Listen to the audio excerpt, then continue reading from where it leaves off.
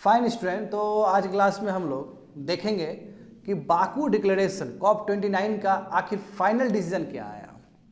तो कहीं पे जानते हो कि कुछ प्रोग्रेस हुआ है, स्पेशली क्लाइमेट फाइनेंस को लेके और कार्बन मार्केट को लेके। मैं वही बात है कि डेवलप्ड कंट्री और डेवलपिंग कंट्री फिर से एक दूसरे को कन्फ्लिक्टिंग स्टेट में पाएंगे, क्योंकि डेवलपिंग कंट्री का जो मांग है वो डेवलप कंट्री तो पूरा कर ही नहीं पाएगा और ना पहले पूरा किया है। कोपेनहेगन समिट याद होना चाहिए सभी विद्यार्थी लोग को, 2009 का। 2009 में डेवलप कंट्री ने प्रॉमिस किया था, 2009 में प्रॉमिस किया था कोपेनहेगन, डेनमार्क का जो कैपिटल है।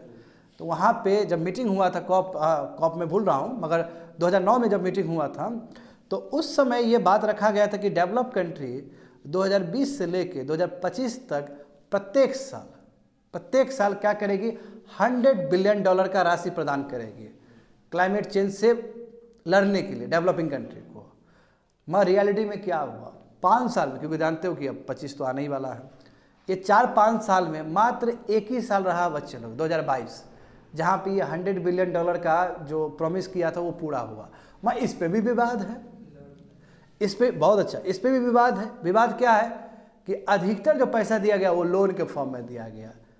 कहाँ से developing country, under develop country loan को चुका पाएगा? एक तो खुद ही प्रॉब्लम से गुजर रहा है, और दूसरा जो सबसे बड़ा प्रॉब्लम है बच्चे लोग कि अधिकतर पैसा सब गया है तुम्हारा मिटिगेशन में, एडॉप्शन में नहीं गया है।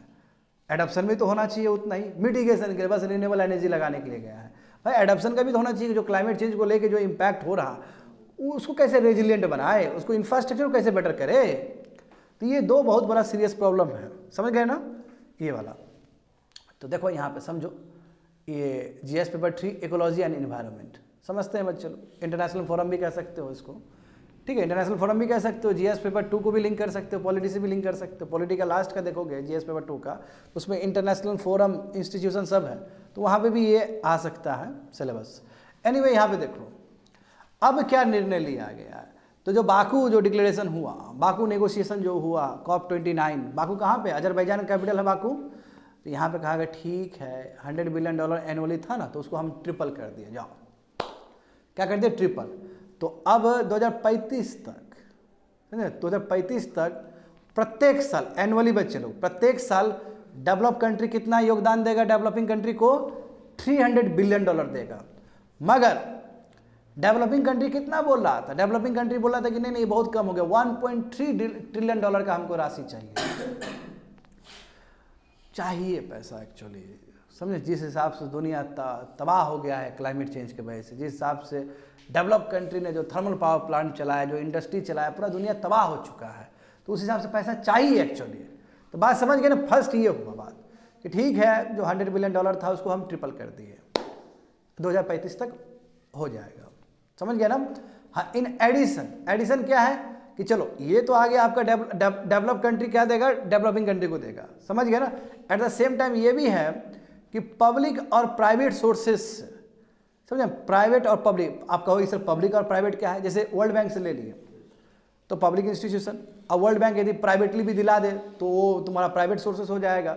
तो पब्लिक और प्राइवेट सोर्सेस दोनों से मिला के $1.3 ट्रिलियन पर ईयर मिलेगा, यानी कि डेवलप कंट्री योगदान देगा डेवलपिंग कंट्री को कितना, $300 बिलियन का। मगर सोर्सेस और बढ़ा दिया गया कि पब्लिक और प्राइवेट सोर्सेस से $1.3 ट्रिलियन मोबिलाइज किया जा सकता पैसा। और ये जो बच्चे लोग जो था ना NCQG सुन रहे थे इतना दिन में, न्यू क्वालिफाइड क्वान्टिफाइड गोल, क्योंकि पिछले बार जो दुबई कंसेंसस हुआ था तो उसमें रखा गया था ना कि नेक्स्ट जो COP29 होगा तो उसमें ये बात करना पड़ेगा। तो देखो वही बात हुआ कि 2035 तक एनुअली $300 बिलियन राशि प्रदान किया जाएगा डेवलप कंट्री से डेवलपिंग कंट्रीज को। मगर डेवलपिंग कंट्री कितना डिमांड मांग रहा है, $1.3 ट्रिलियन का। वो मांग रहा है कि डायरेक्ट डेवलप कंट्री से हमको मिलना चाहिए। मगर इसमें यह भी हुआ कि बिल्कुल आप पब्लिक और प्राइवेट सोर्सेज से आप उतना पैसा मोबिलाइज कर सकते हो। मगर डेवलप कंट्री जो डेवलपिंग कंट्री को देगा वो पहले $100 बिलियन दे रहा था, अब वो उसको ट्रिपल कर रहा है, $300 बिलियन। दो अलग अलग चीज़ है, इसलिए बार बार बता रहा हूँ, दो अलग चीज़ है ये। $300 बिलियन वो अलग चीज़ है और $1.3 ट्रिलियन वो अलग चीज़ है, क्योंकि वो तो एक तो लोन लेना हुआ ना। वर्ल्ड बैंक में जाओगे तो यू हैव टू लोन, ऐसे भी तुमको डेवलप कंट्री भी लोन ही दे रहा है, मगर डेवलप कंट्री जो लोन दे रहा है उस पर शर्त कम हो। मगर तुम IMF दौड़ने के लिए जाओगे तुम एशियन डेवलपमेंट जाओगे, तुम बाकी इंस्टीट्यूशन जाओगे तो तुमको अच्छा खासा तुमको इंटरेस्ट देना पड़ेगा। That is the difference, that is the difference between $300 billion and $1.3 trillion. समझ गए ना? आगे देखो बच्चे लोग। अच्छा देखो बाबू, हिस्ट्री अच्छा नहीं है, एक्सपीरियंस बढ़िया नहीं है, डेवलप कंट्री बोलता है ठग लेता है। देखो 1970 में ही बच्चे लोग, डेवलप कंट्री ने कहा था कि ओवरसीज डेवलपमेंट असिस्टेंट हम देंगे आपको 0.7% देंगे, जो भी उसका ग्रॉस नेशनल इनकम है डेवलप कंट्री का, तो उसका 0.7% देगा बोला था। मैच भी नहीं हुआ। एक लाइन बनाया गया ना, उस लाइन से ऊपर देखो कितना कंट्री है, 3 ही कंट्री ना है।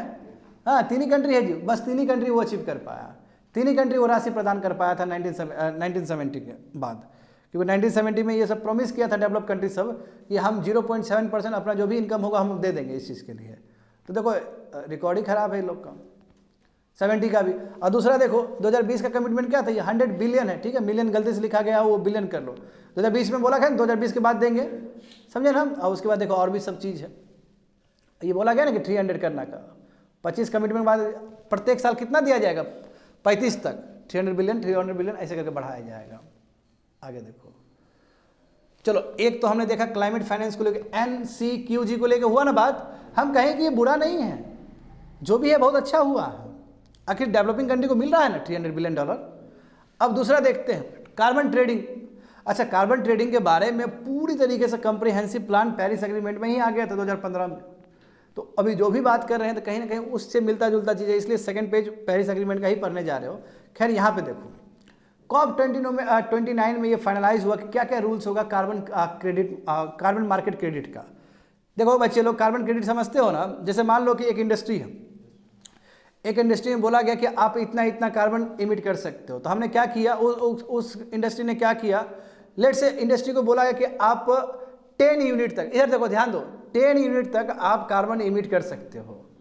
मगर उस इंडस्ट्री ने क्या किया कि 10 यूनिट नहीं किया, 7 यूनिट किया, तो उसका 3 यूनिट बच गया ना, तो 3 यूनिट का क्या होगा, सेल होगा।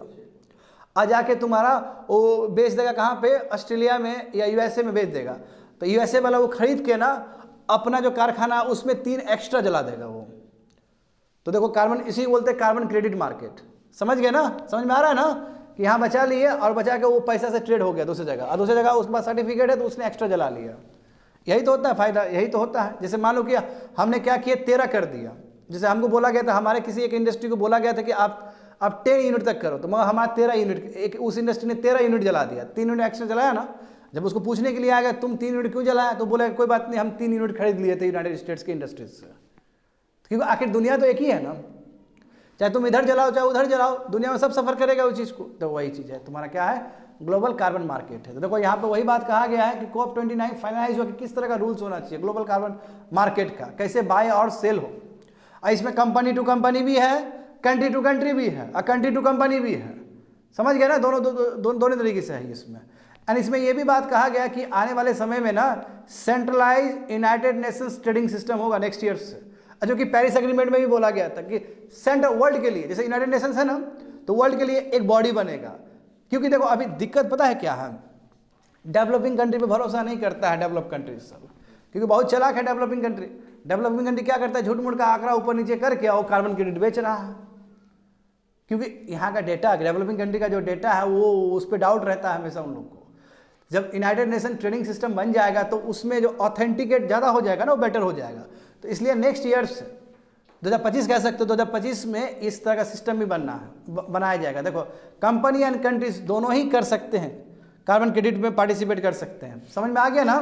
हाँ, तो इवन बाय प्लांटिंग ट्रीज, यानी कि आपने प्लांट ट्रीज, यानी कि मान लो कि ट्रीज प्लांट कर दिया, तो ट्रीज प्लांट करने का मतलब क्या, ऑक्सीजन दोगे और कार्बन को तुम रिड्यूस करोगे। क्यों जानते हो ना कि प्लांट क्या करता है, एब्जॉर्ब करता है कार्बन डाइऑक्साइड को, इनहेल करता है, और सोइल में क्या करता है, वो बंद करता है, कार्बन सिंक है वो। तो जितना हम प्लांट लगाएंगे उतना ही कार्बन क्रेडिट होगा, जितना ही कार्बन क्रेडिट होगा उतना ही हम दूसरे कंट्री को बेच सकते हैं, दूसरे कंपनी को बेच सकते हैं। आया समझ में ना।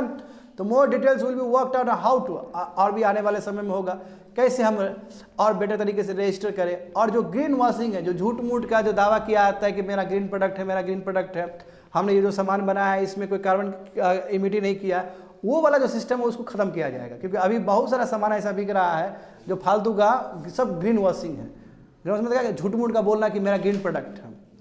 हमारा जो प्रोडक्ट बनाते वक्त कोई भी फजल फ्यूल यूज़ नहीं हुआ, बोल देता है, बाद में पता चलता है कि वो बना है, वो कारखाना में उसका इमिट हुआ है, मगर उसके बावजूद भी ये लोग गलत तरीके से बेचता है, तो वो सब चीज़ खत्म हो जाना चाहिए। आर्टिकल जो 6 है उसमें कहा गया कैसे कार्बन मार्केट एक कंट्री से दूसरे कंट्री में होगा, और हाँ अब बायलैटरल भी किया जा सकता है, यानी कि एक कंट्री और दूसरे कंट्री के बीच में भी हो सकता है बायलैटरली। तो COP29 प्रेसिडेंसी से देखो, इसमें क्या बोला, क्रॉस बॉर्डर कॉपरेशन, यानी कि एक कंट्री या दूसरा कंट्री का कॉपरेशन होना बहुत जरूरी है। समझ गए ना? क्योंकि देखो अब सबका अपना अपना NDC है, और NDC बताए थे ना, चलो नेशनली डिटरमाइंड कंट्रीब्यूशन, जो कि 5-5 साल में रिन्यू होता है, 5-5 साल में आपको और बेटर करके आना होता है। मोदी जी ग्लासगो समिट में जाके और ज़्यादा बढ़ा दिए थे ना, जो पेरिस में जो बढ़ाए थे उसके कंपेयर में और ज़्यादा बढ़ा दिए थे। एनीवे यहाँ पे देखो, तो मैंने कहा ना कि पेरिस एग्रीमेंट से डायरेक्ट जुड़ा हुआ ये क्लाइमेट ये जो तुम देख रहे हो, कार्बन क्रेडिट जो मार्केट देख रहे हो, डायरेक्ट तुम्हारा पेरिस एग्रीमेंट से जुड़ा हुआ है। तो आर्टिकल 6 देखो पेरिस एग्रीमेंट का, तो वहाँ पे 2 ऑप्शन है, कंट्री के लिए भी कंपनी के लिए भी, कैसे वो कार्बन क्रेडिट मार्केट पे काम करे ताकि ग्रीन हाउस गैस कम हो।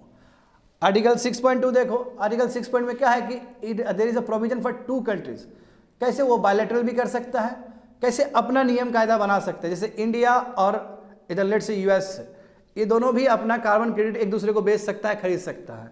तो 2 कंट्री भी एम्पावर्ड है कि वो क्या कर सकते हैं, बायलैटरली भी अरेंज कर सकते हैं, बायलैटरली भी नियम कायदा बना सकते हैं। समझ गए ना?